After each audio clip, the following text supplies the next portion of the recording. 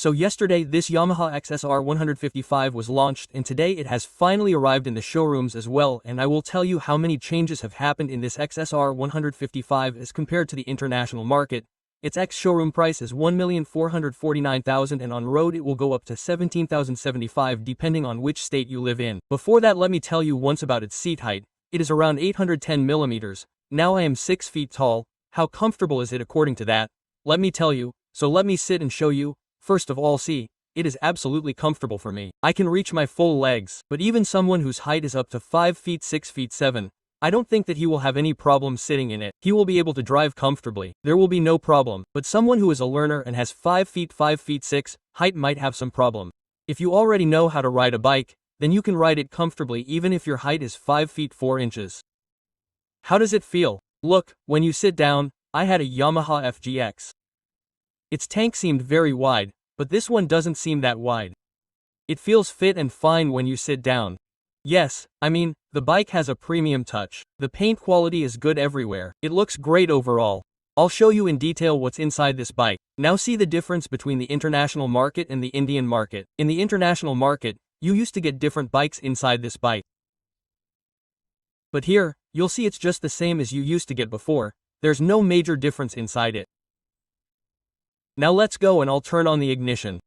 Okay. Let me show you everything from the front. First of all, the international market didn't come with LED indicators, which are now available in India. That's a good thing. Then the headlight is exactly the same. It only comes with half DRLs. If you look at the foreign market, you'll see the same setup as in India. Again, that's a good thing. Below, you'll find a single horn. Then, your number plate will be placed here. You'll find this round cluster, which gives a similar look. You can add a muffler or something.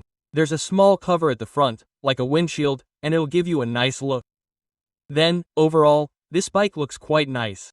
Then, you'll see this GST suspension in black. We didn't cut any costs here, as we didn't offer telescopic suspension. Otherwise, I was tempted to add telescopic suspension. But yes, they already suffered that by launching the FGX. So, they didn't make the mistake this time. Then, if you look at the tires, the international market offers slightly off-road type tires. But here they've introduced a standard 100-section highway tire. ABS is also available, which isn't available in the international market. So, they've included ABS here, along with larger disc brakes and Babery-made brake calipers. The overall wheel color is black.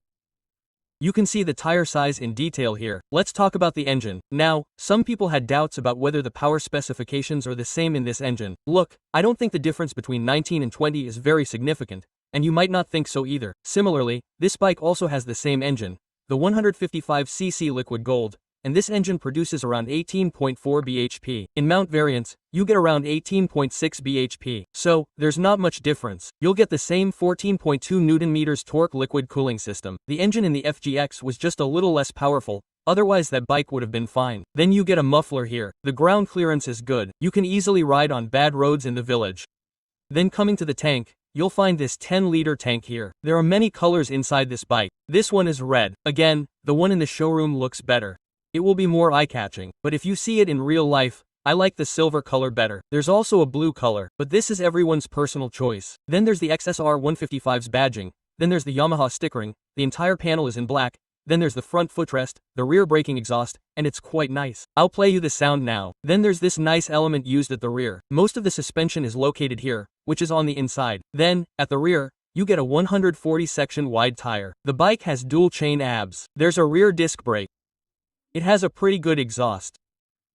The muffler is good. Now, let me show you how it sounds. Before that, take a look at the seat. The seat cushioning is average. I'll be able to tell you better while riding. Then, if you look here, you'll find LED tail lamps, LED indicators, LED lights, a number plate, and reflectors. Here too, you get the same tires as the R15. The same tires are installed. I mean, they should have gone a little off-road. Then, if you look here, you'll have this sorry guard, a side stand, and a 6-speed gearbox. And let's move on to the front. So, they've cut costs. They installed the Splendor mirrors, which I think shouldn't have been used because they don't fit this bike at all. They should have used the round ones. There's no wet clutch here, but you could install an upgraded version of the wet one. A liquid wet clutch, which I think will make you feel lighter. High beam, low beam, passing light, single, indicator, and just start and listen to the sound. Before that, there's also a hazard button. Listen to the sound.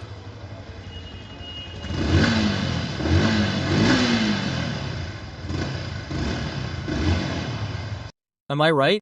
You'll find it funny, but the exhaust sound on this bike is exactly the same as on the MT5 and R15, etc. You can say it's exactly the same, the cover on the top is different, otherwise, there's no difference. You'll hear the same sound.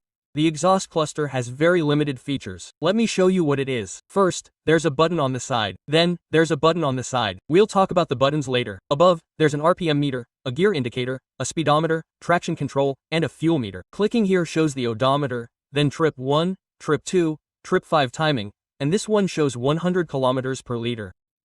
That means mileage, and average speed. Then again, directional control. Pressing this button there shows you all the same things. You'll just be taken back in a certain way. So, that's all there is to it. Overall, the bike looks good. Now, let's hear about the price again. Look, I was just checking it in Delhi and they're telling me around 1 rupee, 85,000. I don't think the price should go that high. I mean, do you know what 35,000 is? It shouldn't go that high, but clarity is still awaited. It is not exactly high. If you look here, it has low beam. Then if I show you high beam, then this is its high beam. So this was my XSR 155. Now who should buy it, who should not? Its ride is about to come. Subscribe quickly. I may even take its delivery. But right now I am thinking whether I should buy it for the content or not. You guys tell me what all do you want to see on it, then we will say buy on that basis. So okay, we will meet in the next video. Till then, Jai Hind Van Mataram. Love you guys.